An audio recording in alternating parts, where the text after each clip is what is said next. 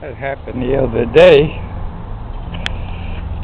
Eddie's a fellow that represents de Blasio, or the Blasters. He was here. In fact, he was the one that told me that that's where it went. So, can you imagine calling the carpenter to put that back? But I have the equipment and the know-how. So at any rate, I wouldn't want to have to go out and get a building permit to do that, but that's what the law says, I guess. But at any rate, the rest of the building, it seems to be okay. I haven't inspected the inside because that's solid concrete.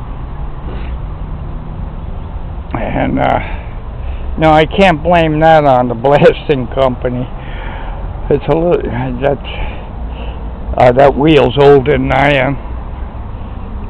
But see, you don't want to believe it, huh?